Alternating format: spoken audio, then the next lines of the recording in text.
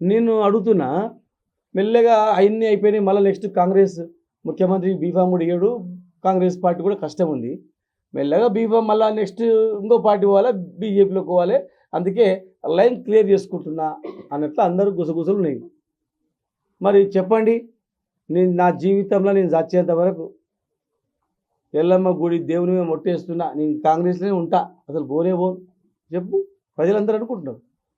ఇవాళ మీరు బీఫామ్లు ఎట్లు ఇచ్చారండి? బీఫామ్లు ఎట్లు ఇచ్చింది కాంగ్రెస్లో ఏమంటారు చెప్పండి. కాంగ్రెస్లో ఉన్నటువంటి కార్యకర్తలు చూడండి.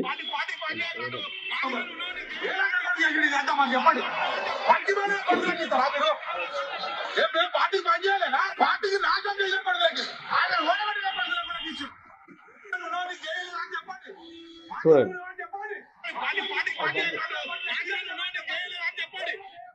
చూడు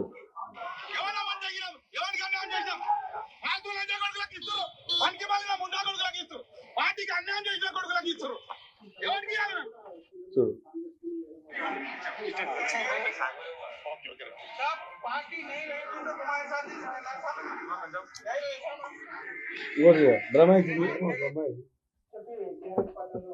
నన్ను పక్కన పెట్టడం జరిగింది. నాకు వచ్చిన అవకాశాలు కూడా దూరం చేయడం జరిగింది. కొన్ని ప్రత్యక్షంగా ఇది దాని మీద కక్షలు పెట్టేసి నేను ఇప్పటికి కూడా నేను కాంగ్రెస్ పార్టీగానే చూసింది. అప్పుడు చూసిండ్రు, ఇప్పుడు చూసిండ్రు, టీఆర్ఎస్ వచ్చినాక చూసిండ్రు. మరి తర్వాత కూడా మనం కాంగ్రెస్ లో ముద్ర పడించుకొని ఈరోజు కాంగ్రెస్ పార్టీ వాళ్ళే ఏ మాటలు భాష మాట్లాడుతున్నారండి. మరి కాంగ్రెస్ పార్టీ వ్యక్తులు, పాత కాంగ్రెస్ పార్టీ వ్యక్తులు ఓదిల్ల కొత్తవాళ్ళు కానీ, మరి సీనియర్ చంద్రకుమార్ గౌడ్ కానీ, సీనియర్ కార్యకర్తలు ఎవరు లేరు. అక్కడ పోతే అవమానకరంగా, మరి ఒకవేళ బీఫామ్ మనకు ఇవ్వకున్నా మా భార్య ఇక్కడ నుండి 19 వారికి వెళ్ళి మా సత్యమని పోటీ చేయడం జరిగింది. అక్కడ వాళ్ళు నిర్లక్ష్యంగా మాట్లాడడం, మా అక్కడ పోతే వినోద్ కుమార్ అన్న వ్యక్తి మీరు చాలా నిర్లక్ష్యంగా మాట్లాడడం. ఇప్పుడు వాళ్ళ పార్టీలో ఉన్న వదిలిపెట్టేసి మంచి ఎఫెక్టివ్ పెట్టాలని. ఇప్పుడు వాళ్ళన్నీ ఒకరు కాదు, ఒక 5-6 మంది సీనియర్ నాయకులు, పార్టీ జెండా మోషనలు, పార్టీ అధికారం రావాలని చెప్పి కరెక్ట్గా ఉండి కమిట్మెంట్గా పనిచేసిన కార్యకర్తలు ఇవాళ వాళ్ళు తిడుతూ ఉన్నారు టికెట్లు ఇవ్వలేదని చెప్పి, అమ్ముకున్నారని చెప్తారు వాళ్ళే.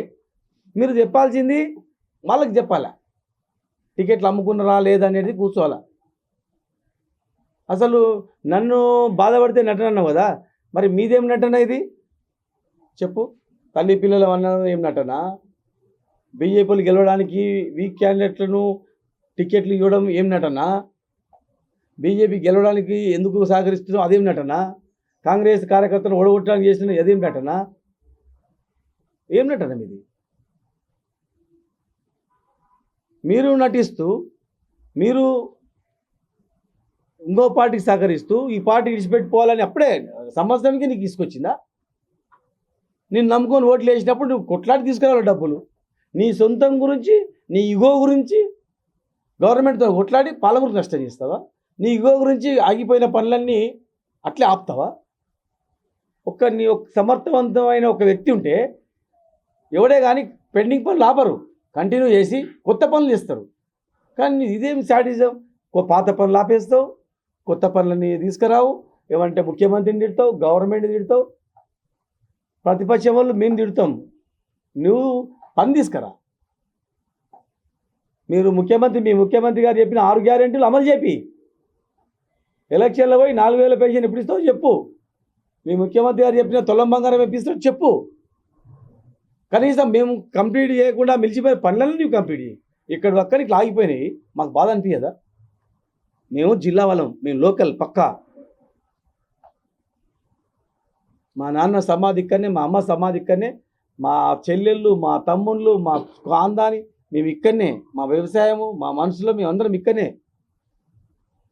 మా ఊరి సొంత పుట్టిన గడ్డ ఇక్కడనే పక్కన, మా అత్తగారి ఇల్లు ఊరు పక్కనే, మా తమ్ముడు ఇక్కడనే, మా తమ్ముడు అత్తగారి పిక్ ఇక్కడనే, మా చెల్లెలు ఇక్కడనే, మా బావది ఇక్కడనే, మేమంతా మా కాందాన్ అంతా ఇక్కడనే. మేమంతా మాకు లోకల్, మాకు ప్రేమ ఉంటుంది ఈ ప్రాంతం మీద. ఇరిగేషన్ డెవలప్ చేసుకోవాలి, కంప్లీట్ చేయాలి. పాలమూరు రంగారెడ్డి జిల్లా ప్రాజెక్టు 90% కంప్లీట్ చేసినాం, 10% కంప్లీట్ చేసుకోవాలి. నీళ్ళు తీసుకురావాలి, ఆ నీళ్ళతో ట్యాంక్ బండ్ నింపాలి, అక్కడ చేపలు రొయ్యలు పెంపకం పెట్టాలి అని చెప్పి 30 ఫీట్లు 20 ఫీట్లు మొత్తం మట్టిని తీసినాం ట్యాంక్ బండ్ దగ్గర. మాకు బాధ అనిపించదా? ఎంత కష్టం ఉంది, ఎండలక వానలక కష్టపడ్డాం. కరోనా వచ్చినప్పుడు క్రేన్ సాయంతో ఒక్కొక్క చెట్టు క్రేన్తో పెట్టినాం మెయిన్ రోడ్ మొత్తం 9-10 సంవత్సరాల చెట్లు తీసుకొచ్చినాం. ఒక 50 చెట్లకు ఒక లారీ అంతే, 50 చెట్లు అంతా ఎక్కడి నుంచో 100,000 కిలోమీటర్లు తీసుకొచ్చి వాటినాం. దానికి నీళ్ళు పోయి ఎండిపోతే మాకు బాధ అనిపించారా చెప్పండి? హైదరాబాద్ పోయి చాలా మంది చనిపోతున్నారు. అదే సూపర్ స్పెషాలిటీ అయిపోయింటే బతుకుతారు కదా పేదవాళ్ళు. డబ్బున్న వాళ్ళేమో ప్రైవేట్ హాస్పిటల్కి పోతారు. ఇంకోటి విచిత్రం ఏంటంటే ఏదో ఎన్ఎం కార్డు అంట, ప్రైవేట్ హాస్పిటల్కి పోతే ఓపీ ఉట్టేనే చూస్తారంట. కాకపోతే 1,000-2,000 బిల్లు ట్యాబ్లెట్ రాస్తారంట, 5-6 టెస్ట్ రాస్తారంట. ఒక హాస్పిటల్లో 4-5 టెస్టులు అంటే ల్యాబ్ టెక్నీషియన్ పోయి అడగండి ఎంత కమిషన్ ఉంటుందో. 1,000-2,000 ట్యాబ్లెట్లు అంటే ఎంత కమిషన్ ఉంటుందో ఒకసారి అడగండి. మెడికల్ షాప్ మన దోస్తులు ఉంటే అడగండి ఎంత లాభం వస్తుంది. నువ్వు ఫ్రీ డాక్టర్ అని చెప్పి నీ కార్డు దిక్కుమాలిన కార్డు ఇచ్చి ఆడకు పంపించి లేనిపోని అనుమానాలు డాక్టర్లు చెప్తే కొంతమంది చేస్తారు, అందరు చేస్తారని చెప్పను. కొంతమంది పోగానే నీకు ఆరోగ్యం అదే నీకు కళ్ళు తిరుగుతున్నట్టు ఉన్నట్లుంది, టెస్ట్ చేయాలా, ఆ టెస్ట్ చేయాలంటే చచ్చిపోతున్నామని చెప్పి చేయించుకుంటాడు. నీ ఏం కార్డువా, ఏమేం కార్డు? హాస్పిటల్లో వైఎస్ఆర్ కిట్ అంట, అందరికి ఇవ్వాలి కదా, మేము అందరికి ఇచ్చినాము. ఒకరిని చూసి కిట్ ఎక్కడిది, మా దగ్గర మిగిలిపోయిన సామాన్లు అన్ని ప్యాకింగ్ చేసి అవే పాత కేసీఆర్ కిట్లు. ఆడపిల్ల పుడితే 13,000 ఇచ్చేది, ఓ పిల్లలు పుడితే 12,000 ఇచ్చేది. అందరికీ కేసీఆర్, ఎవరు ఏ ఊరైనా ఏ కాన్స్టిట్యున్సీ అయినా మహబూబ్నగర్ హాస్పిటల్ పుట్టినంటే మేము కేసీఆర్ కిట్ ఇచ్చేది. మళ్ళీ అదేంటిది? నేను ఇంకా చెప్పాలంటే పర్సనల్గా చాలా ఉన్నాయి, పర్సనల్గా మాట్లాడాలంటే చాలా ఉన్నాయి. మైనింగ్ గురించి కావచ్చు, రకరకాల వద్దులేగా. కనుక దయచేసి ఇవన్నీ కంప్లీట్ చేయాలి. ప్రజలారా బీఆర్ఎస్ కోటేసి గెలిపియండి, నాది భరోసా. ఈ గవర్నమెంట్లో కూడా డబ్బులు లేదు చూడండి మీరు. ఈ ప్రభుత్వంలో కూడా నేను కొట్లాడైనా సరే, ముఖ్యమంత్రిని ఒప్పించైనా సరే, కొట్లాడైనా సరే నేను డబ్బులు తెచ్చి నగరాన్ని అద్భుతంగా తయారు చేస్తా. నెక్స్ట్ గవర్నమెంట్ రాగానే హైదరాబాద్కు ధీటుగా చేస్తా. హైదరాబాద్ నుంచి ఇక్కడ జనం రావాలి చూడండి, అట్లా చేస్తా. నన్ను నమ్మండి దయచేసి, వాళ్ళ మాటలు నమ్మకండి. Thank you. ఇంకా నటన కదా, డీసీసీ ప్రెసిడెంట్ దొబ్బిపడేసిన అంత. ఎవరైనా పోతే మాకు తెలియదు డీసీసీ ప్రెసిడెంట్ బాగా ఏం తెలియదు, నాకేం తెలియదు, ఇచ్చింది డీసీసీ సంతకం ఎవరు చూడు డీసీ, మరి నాకేం తెలుసు అంటే ఆయన మీద దొబ్బి ఆయన తిట్టిపియాల. డీసీసీ అగ్బో దొరికింది కదా పుణ్యానికి, నోరు లేని మనిషి అయిపోయాడు. ఆయన తిట్టిపియాల.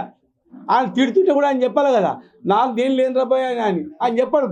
నేను డిస్టిక్ ప్రెసిడెంట్ కదా అట్లా చెప్పొద్దు అని చెప్పి వెనక నుంచి ఈయన చిట్టీలు రాసి ఇప్పియాలి, డీసీసీ ప్రెసిడెంట్ తిట్టిపియాలి.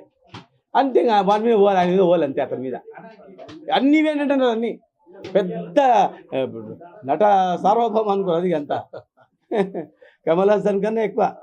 కమల్ హాసన్ ఈయన చూస్తే ఆశ్చర్యపోతుంది, అబ్బో నాకన్నా పెద్దవాడు. అసలైన తొలి వెలుగు. ఫాలో వాట్సాప్ @తొలి వెలుగు official.